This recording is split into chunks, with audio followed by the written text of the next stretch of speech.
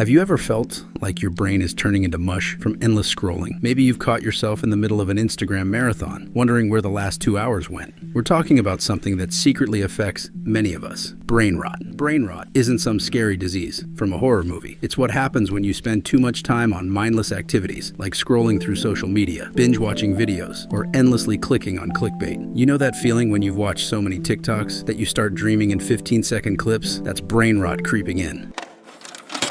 Picture this. It's a typical Tuesday afternoon, and you're trying to study for an upcoming exam. Your textbooks are spread out, you have a nice cup of coffee, and your laptop is ready. You're determined to make this study session count.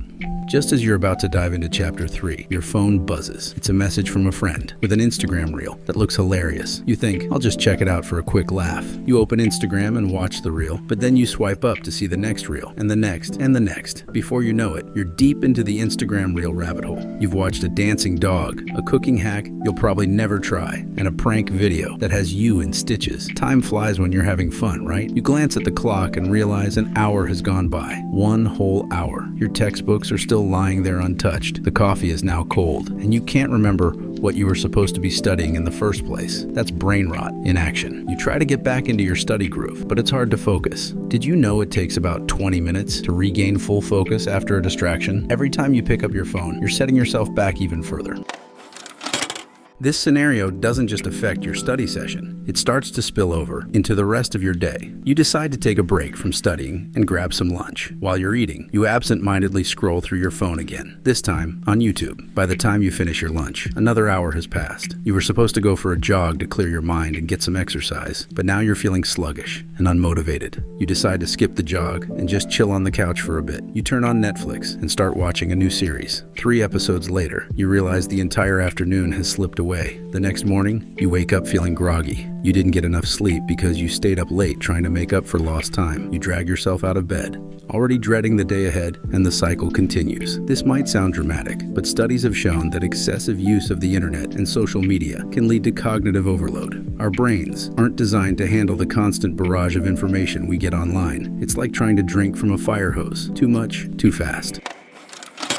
Research indicates that heavy internet users show less activity in areas of the brain associated with decision-making and impulse control. This means that spending too much time online can actually change the way your brain works, making it harder to think clearly and make good decisions. Additionally, people who use social media excessively tend to have higher levels of anxiety and depression. Every like, comment, and notification triggers a release of dopamine, the same chemical that's released when you eat your favorite food or win a game. It feels good, so you keep coming back for more. But here's the catch. The more you use social media, the more you need to feel that same level of satisfaction. It's like a drug. Over time, your brain gets used to the constant hits of dopamine, and you start needing more and more to feel the same effect. This can lead to a kind of digital dependence, where you're constantly checking your phone, looking for the next hit. You start comparing yourself to others, thinking, why does their life look so much better than mine? Spoiler alert, it's not. People only post the highlights, the good moments. It's like comparing your behind the scenes to someone else's highlight reel. Social media is a master at destroying your attention span. Think about it. You're reading an article on your phone, and a notification pops up. You check it, respond to a message, maybe like a couple of posts, and by the time you go back to the article, you've forgotten what you were reading. This constant interruption trains your brain to be easily distracted. Ironically, social media can make you feel more isolated. Sure, you're connected to hundreds of people, but how many of those connections are meaningful? Studies have shown that the more time you spend on social media, the more likely you are to feel lonely. You're replacing real-life interactions with virtual ones, and that's just not the same. Humans are wired for face-to-face contact, for hearing someone's voice and seeing their expressions. Okay, enough doom and gloom. Let's talk about how to keep our brains sharp and healthy. Trust me, it's not all bad news. We can outsmart brain rot with a few fun and practical steps. You know that feeling when you're scrolling through Instagram and see your high school friend's vacation photos from Bali, the one who always looks like they've just stepped out of a travel magazine, while you're sitting on your couch in sweatpants, surrounded by empty snack wrappers? Total mood killer, right? Here's what you need to do. Unfollow those accounts that make you feel like a potato. Seriously, you don't need to see Karen's perfect family pics or Jeff's insane six-pack abs every day. Instead, fill your feed with stuff that actually makes you happy.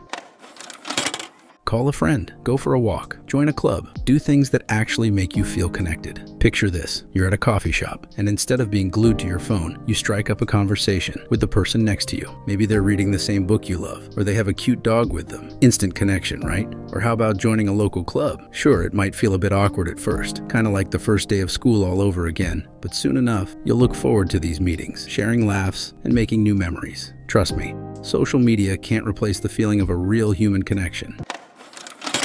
Remember the last time you had a deep conversation with a friend over coffee? That feeling of being truly understood and connected? You won't get that from liking a post or sharing a meme. Engage in activities that require your full attention and bring you joy, like reading a book, playing a sport, or picking up a new hobby.